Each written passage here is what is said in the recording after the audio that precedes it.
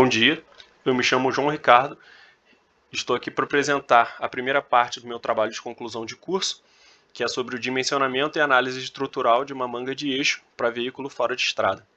O professor orientador é o Dr. Gabriel Mário Guerra. Bom, primeiramente, antes de explicar o projeto em si, eu gostaria de dar uma introdução, primeiro motivando e contextualizando o trabalho. Bom, primeiramente, apresentando o projeto Bajasai. Ele é uma competição universitária que propõe o desenvolvimento e construção de um veículo off-road monoposto. E esse desafio é proposto para os estudantes de engenharia para que eles encontrem problemas reais e desafios reais que vão encontrar ao longo do tempo no mercado de trabalho, para que já possam ser preparados e que possam aplicar os conhecimentos técnicos adquiridos em sala de aula em projetos reais. Bom, primeiro explicando como funciona a competição.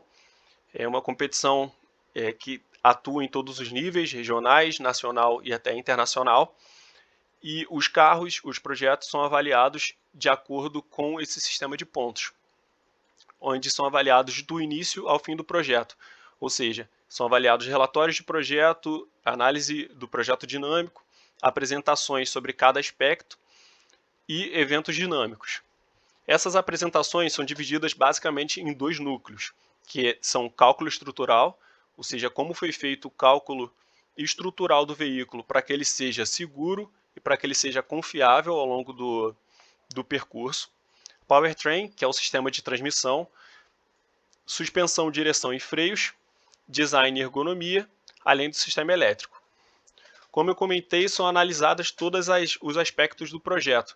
Então também é dividido no núcleo de negócios, que nós temos a gestão da equipe, como foi feita toda a gestão de pessoal e de trabalho durante o tempo de fabricação e projeto, e vendas e marketing, pois o projeto ele é proposto como um produto, como se fosse ser vendido realmente no mercado real.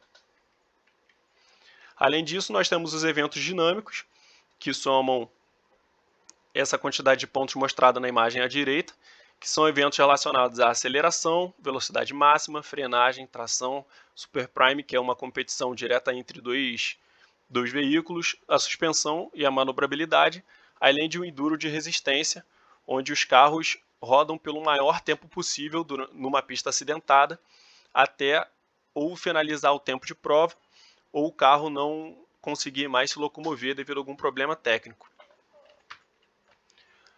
Bom, primeiro fazendo uma contextualização, ao longo do projeto, como eu comentei anteriormente, a gente enfrenta diversos problemas reais de engenharia. E um dos principais desafios, na minha visão principal, é o dimensionamento de componentes para que eles sejam resistentes às condições adversas que vão ser submetidos durante a competição, como foi mostrado na imagem ali e como eu comentei anteriormente das provas dinâmicas, nós temos muitos obstáculos ao longo do percurso, que é justamente proposto um veículo fora de estrada para que ele seja resistente a esse tipo de situação. Mas, além dos componentes serem resistentes a esse tipo de situação, eles têm que encontrar o ponto ótimo entre desempenho, peso, custo e design. Desempenho pelo ponto justamente que eu comentei agora, mas peso porque é uma competição, ou seja, nas provas dinâmicas, normalmente se ganha quem faz em mais tempo, ou quem faz em menos tempo, ou quem alcança a maior velocidade. Então o peso do carro influencia diretamente no desempenho do veículo. Custo, porque são analisados todos esses fatores também, por ser um projeto que tem que ser viável para venda, e design pelo mesmo motivo. Agora explicando um pouco sobre os sistemas do carro, começando pelo sistema de suspensão. Ele é o sistema do veículo que estabelece a conexão entre a carroceria e as rodas e que possibilita o movimento vertical da roda com o intuito de compensar as irregularidades da pista de rolamento.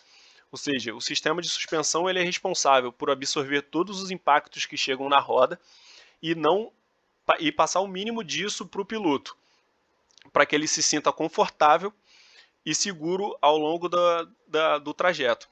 Mas, além disso, o sistema de suspensão tem uma função muito importante, que é manter sempre o contato dos pneus com o solo, para que sejam transferidos nas rodas traseiras a tração do veículo para que a tração seja realmente transferida e transformada em força, e nas rodas dianteiras é crucial pela questão da manobrabilidade.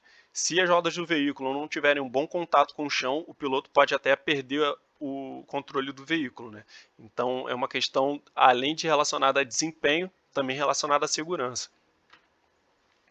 Bom, dos sistemas de suspensão, eles são basicamente divididos entre dois tipos, que são mostrados aí na imagem da direita, que são suspensões independentes e suspensões rígidas. As suspensões independentes, elas apresentam pontos de articulação, onde cada roda se move de forma independente, e a suspensão rígida, ela é um eixo que ultrapassa esses eixos do veículo e que conecta as duas rodas, ou seja, as rodas se movem em conjunto. O sistema de suspensão independente ele apresenta diversas vantagens que motivam sua aplicação nesse tipo de competição, sendo eles o baixo peso, ele requer pouco espaço, facilita a dirigibilidade e, além disso, possui um movimento independente das rodas, que é crucial para veículos que atuam em estradas acidentadas, como é mostrado aí na imagem. Por exemplo, se o piloto estivesse passando num obstáculo onde só uma roda levantaria, ele ainda teria o controle perfeito da direção e ainda a tração nas rodas que estariam no chão.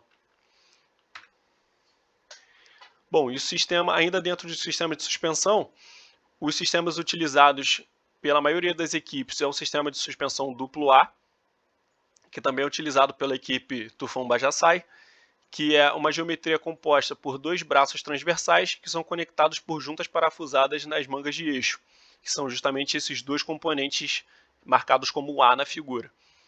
E no chassi, que são esses pontos de ancoragem e também do componente A.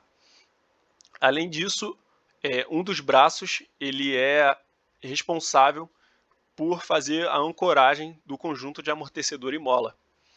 Então nós temos basicamente dois componentes aí, a manga de eixo, que é o componente B, e os braços, que são o duplo A, que tem normalmente essa geometria parecida com o de um A,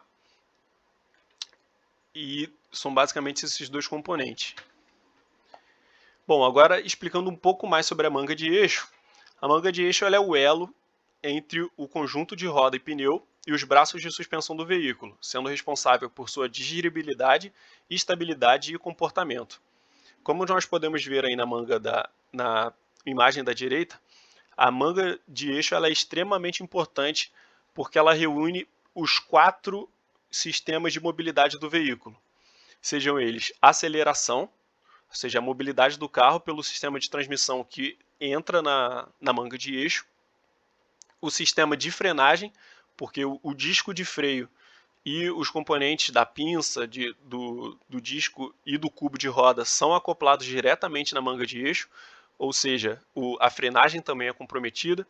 O sistema de direção, porque o braço de direção ele é conectado diretamente na manga de eixo, ou seja, a dirigibilidade do veículo é diretamente afetada também, além do sistema de suspensão, como já foi explicado antes. E por isso a gente já consegue perceber a necessidade crucial de realizar uma análise profunda nesse tipo de componente. Bom, os sistemas de freio, eles são um sistema que permite ao motorista a redução progressiva da velocidade ou levá-lo à imobilidade, que são basicamente os sistemas responsáveis por parar o veículo, assim na velocidade em que o piloto desejar. Para isso, os veículos utilizam freios de fricção, podendo ser esses a disco ou a tambor. O exemplo que eu coloquei na direita é um freio a disco, onde essa peça vermelha, chamada pinça, ela exerce a força diretamente no disco através das pastilhas de freio e transforma a energia cinética da roda em energia térmica através da fricção. Além disso, temos também o sistema de direção, que é um sistema relacionado diretamente à manobrabilidade do veículo. A função dele é possibilitar ao piloto o controle da direção do veículo, tornando o manejo da trajetória possível. Então, o funcionamento se dá através do movimento circular do volante, que é transmitido transformado, na verdade, em um movimento lateral que esterça as rodas dianteiras. Né? Esse sistema normalmente é formado por um pinhão e cremalheira, onde o pinhão tem um movimento circular e a cremalheira faz um movimento equivalente, porém de forma lateral. Além disso, temos o método de elementos finitos, que é um procedimento numérico, na verdade, para determinar soluções aproximadas de problemas de valores sobre o contorno de equações diferenciais. Né? Esse tipo de método é utilizado em problemas que têm geometrias complexas de serem analisadas, onde de forma analítica seria muito complicado ter respostas objetivas sobre os esforços daquele problema, os resultados daquele problema.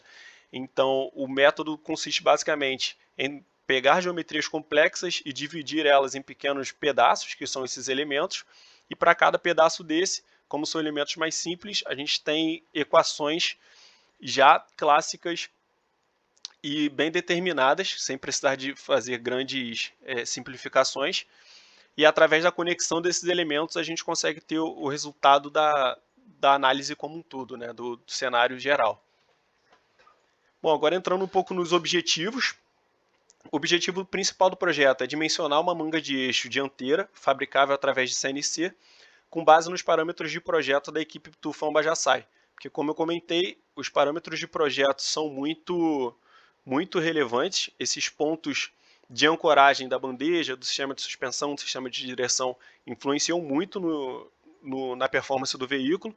Então, nós estamos pegando uma manga que já tenha uma geometria parecida para que a análise tenha mais veracidade e sejam feitas menos adaptações, porque essa manga justamente vai propor uma geometria e materiais base para o desenvolvimento da próxima manga de eixo utilizada pela equipe.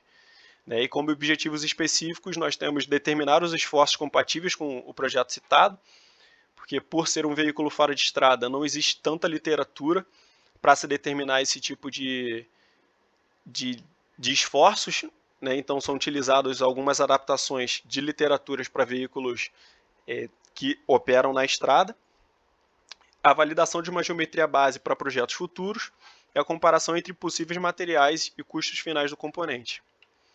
Né? Como vai ser feita a metodologia? A seleção da geometria foi feita, como eu comentei, com base nos parâmetros do projeto da equipe Tufão. Nós pegamos uma manga geometricamente parecida, porém, a diferença dela é que a proposta de mudança agora é que a manga seja fabricada através da tecnologia CNC a partir de um bloco metálico. Né? Então, a geometria utilizada para ser base, utilizada como base, foi essa mostrada na direita. Bom, os carregamentos analisados. Como serão feitas essas análises? Inicialmente, nós vamos pegar diversos cenários que são propostos e que realmente acontecem durante a competição, que são esforços dados ao próprio peso do veículo e ao dimensionamento e ao deslocamento da suspensão, que é justamente esse caso que eu coloquei na imagem. Um morro, por exemplo, um aclive, onde a suspensão, quando esse carro entrar em contato com o solo novamente, ela vai trabalhar, então a gente precisa analisar não só de forma estática, mas também com relação à fadiga, esse tipo de movimento, já que ele vai ser contínuo ao longo do trajeto. Os esforços laterais devidos à curva, principalmente devido à transferência de carga na curva. A gente sabe que tem um trabalho da suspensão e se tem um esforço maior nas mangas exteriores à curva. Esforços da direção, que são justamente o esforço transmitido pelo sistema de direção quando o piloto esterça o volante. E esforços devido à frenagem, também com relação à transferência de carga, mas agora devido à frenagem, e esforços decorrentes a impactos, porque, como eu comentei, existem diversos obstáculos ao longo do caminho, do trajeto, e esses obstáculos inevitavelmente vão colidir diretamente com a roda e vão transmitir esse impacto para a manga de eixo. Bom, ao final dessas análises vão ser comparados cada cenário e avaliados cada material proposto.